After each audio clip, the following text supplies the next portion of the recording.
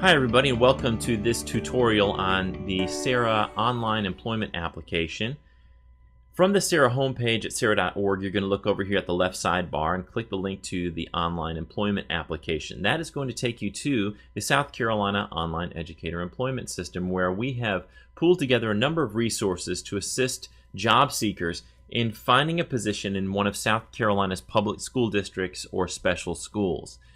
The three major components of this system are the online application, where you can apply to any or all of South Carolina's public school districts or special schools, the online job bank, where you can search for vacancies in public schools or special schools in South Carolina, and a link to licensure information, which is going to take you to the Department of Education's website here in South Carolina and give you all the information you need about obtaining licensure in South Carolina. If you've not already done so, we encourage you to apply for licensure in South Carolina if you are searching for a position here in this state. This particular video is going to focus on the online employment application. Let's click that link and it will take us to the applicant section. Now, in this applicant section, if you already have a username, which is your email address, go ahead and enter that and your password. If you don't have that, you need to click Create Profile, and that's going to take you to the section where you can go ahead and set up your profile by entering your social security number, a password, and your email address. Make sure you select an email address that you have long-term access to, so that if you want to edit this down the road and say you forget your password and you need to retrieve it, that you have an email address you're going to have access to multiple years down the road. So you may want to choose, for example, a personal email address. Also, make sure you write down your email address and your password somewhere safe and secure, so that in case you forget it, you can easily log back in. So let's go back to the online employment application system and log in. I created a dummy account here just to sort of show you what it looks like when you log in. Now, over here to the left, I want to just point out this sidebar, which is going to be basically some shortcuts to assist you in navigating to the different sections. There are 11 sections of the online application, and each one of these links will take you directly to those sections. So, for example, if you come and you complete sections 1 through 5 and then log out, when you log back in, you can just come over here and click to section 6, or if you want to go back and add something to section 3, you can do that here. You can also log out here. Request goes directly to requesting references or uploading documents here. You can view or print your application with this link, or view and delete references as they are submitted here. For security purposes, the form times out after 40 minutes, so make sure that you save details on each page before it times out. Now, going back to section 1 here, it's going to ask for your name, your address, and some of those basic types of information. Make sure as you enter this information that at the bottom you click this Save Details button. Now, if you haven't entered anything new, or you want to just go ahead and skip to the next section, you can do that with this button right here. Section 2 is your position desired. You do not have to fill out all of these 3 choices, but we would recommend that you fill out as many as you can. So let's say you're certified in elementary special ed. You can select elementary and then go down and select from this drop-down menu special education. But let's say you're also certified elementary as an administrator and you're interested in a position there as well. That may be your second choice, so you can go ahead and enter as many of those 3 choices as you'd like. This next section is for those who are interested in a coaching assignment. If you do enter a choice for a coaching assignment, you will need to attach an athletic resume, and I will discuss that in a little bit in a different section. In this field, you're going to enter any student activities that you're willing to sponsor, such as clubs or organizations. And then in this field, what proficiencies you have in computer technology, for example, Microsoft products, or some of Apple software and different types of hardware that you're familiar with. Now, if you don't know what to put for this, you can jot down on a pen, with a pen and a pad of paper, some of these questions. Just jot them down, and then just save what you are able to enter, and then log out. And when you have a moment, you may want to type up a response in Word that you can copy and paste over into this field if that makes it easier for you. You do not necessarily have to complete all fields to submit your application, but incomplete fields can impact a district's decision to pursue you as a candidate for their vacancies. So just want to make sure you're aware of that. In Section 3, for licensure information, it's going to ask you if you presently hold a South Carolina credential. You're just going to click yes, no, or no and have applied. And again, we encourage everyone to go ahead and apply for a South Carolina credential. Here you're going to indicate the grade levels and subject areas in which you hold a license, a South Carolina license. So just select those from the drop-down menu.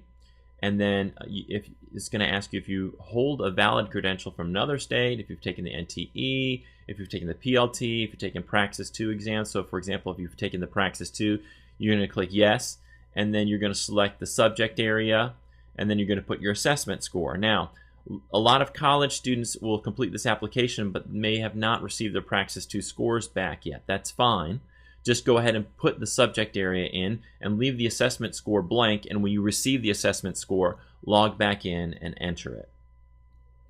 And then this is the question about asking you if you are National Board certified. Going on to Section 4, this is asking for your education information, so when and where you went to college and the degrees that you received. And then for our data collection, we ask if you've participated in the South Carolina Teacher Cadet Program or the Teaching Fellows Program here in South Carolina.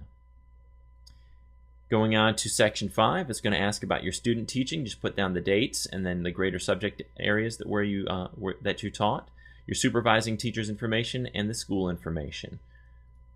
In Section 6, it's going to ask for your education employment record. This is for education positions only.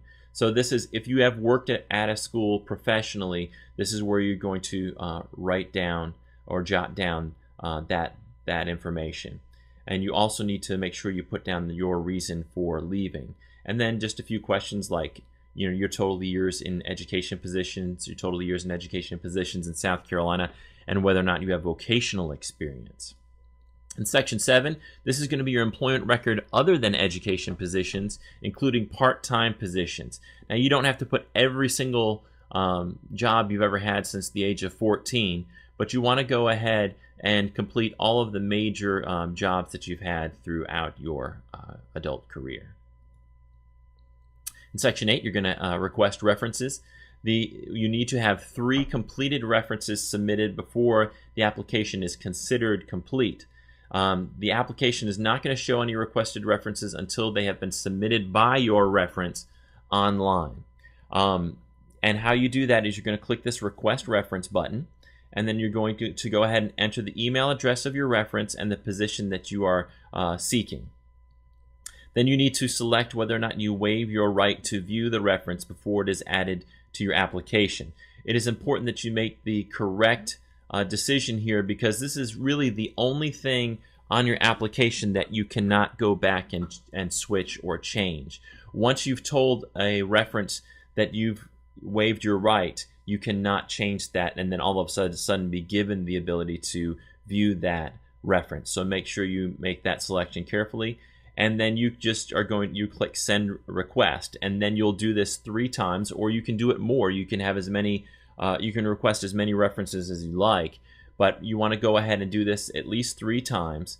And then the other thing that we would ask you to do is to make contact personally with your references to let them know that they should be receiving an email from Sarah with instructions on how to complete a reference on your behalf, and it will include a special code that's serves as like a password to get in for security purposes to make sure they're completing that reference correctly and for the right person.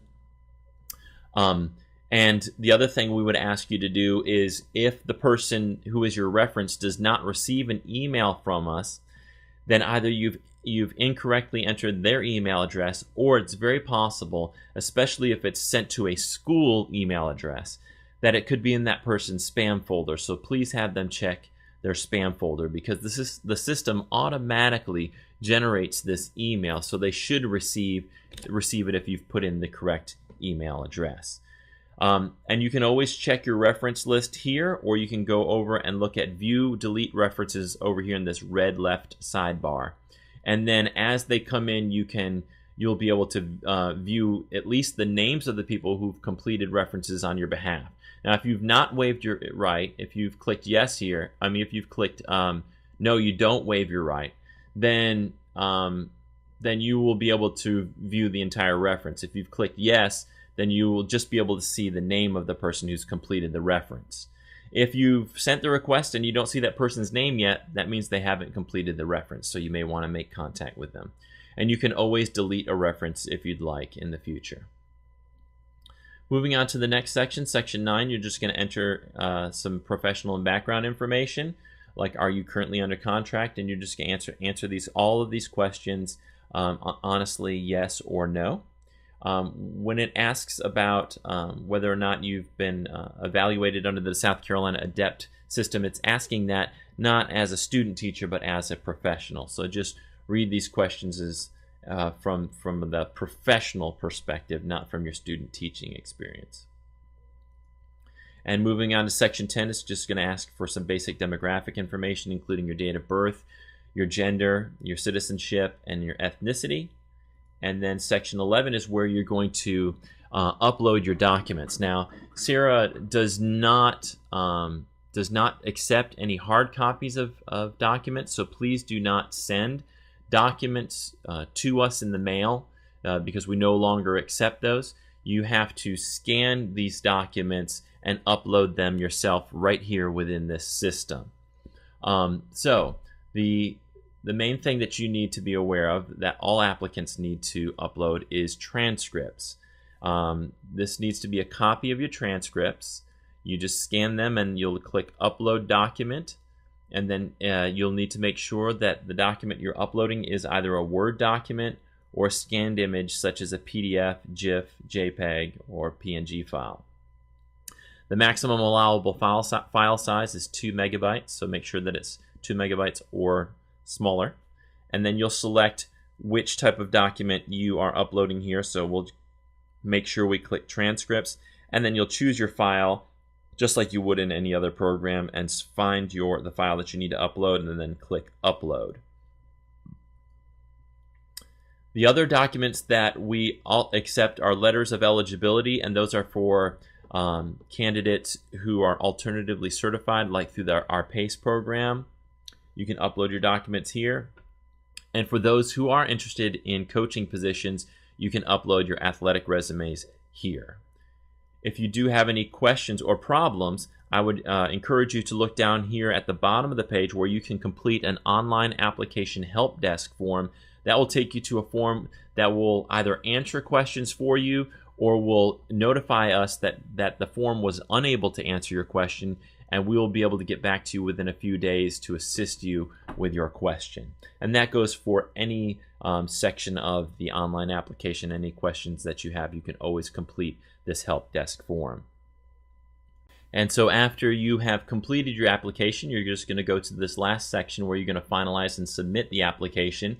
And as you do so, you're going to select the regions or school districts that you would like to have your application submitted to. So, for example, if you would like Charleston County to receive your application, and let's say Chesterfield, you can choose those two. You can choose all of South Carolina if you'd like to do that.